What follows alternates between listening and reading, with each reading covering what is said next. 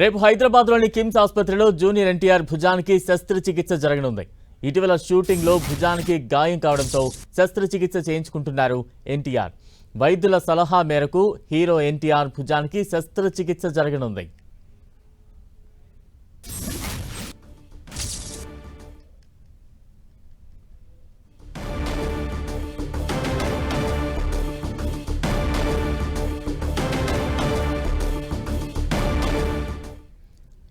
రేపు హైదరాబాద్లోని కిమ్స్ ఆసుపత్రిలో జూనియర్ ఎన్టీఆర్ భుజానికి శస్త్రచికిత్స జరగనుంది. ఇటీవల షూటింగ్లో భుజానికి గాయం కావడంతో శస్త్రచికిత్స చేయించుకుంటున్నారు జూనియర్ ఎన్టీఆర్. వైద్యుల సలహా మేరకు హీరో ఎన్టీఆర్ భుజానికి శస్త్రచికిత్స జరగనుంది.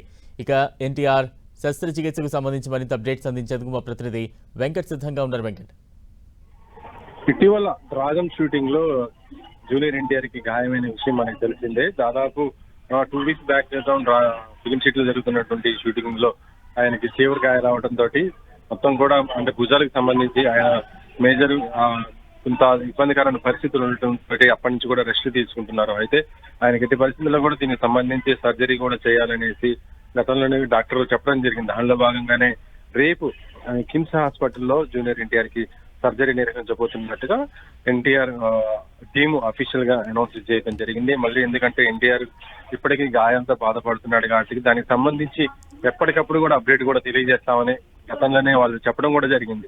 అందులో భాగంగానే ఈ రోజున ఎన్టీఆర్ టీం నుంచి ఒక అఫీషియల్ గా లెటర్ కూడా వాళ్ళు ఇవ్వటం జరిగింది. రేపు ఎన్టీఆర్ కి సర్జరీ అయిన తర్వాత దానికి సంబంధించి డెవలప్మెంట్ కూడా మేము చెప్తామని కూడా చెప్పడం జరిగింది. అయితే ప్రస్తుతం ఎన్టీఆర్ చేస్తున్నటువంటి సినిమాకి డ్రాగన్ మాత్రం ప్రస్తుతం అయితే ఆగిపోయిన పరిస్థితి ఉంది. అంటే ఎన్టీఆర్ తో చేయాల్సినటువంటి సీన్స్ ఏదైతే ఉన్నాయో వాటిని పక్కన పెట్టి ఎవరైతే డైరెక్టర్ ఉన్నాడో ప్రశాంత్ నీళ్ళు మిగతా సీన్స్ కూడా ఆయన సినిమా షూటింగ్ అయితే కంటిన్యూ చేస్తున్న పరిస్థితి ఉంది.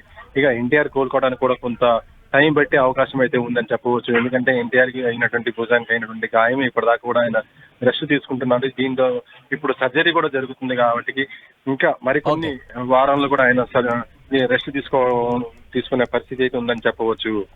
Balaram. Right, thank you Venkat.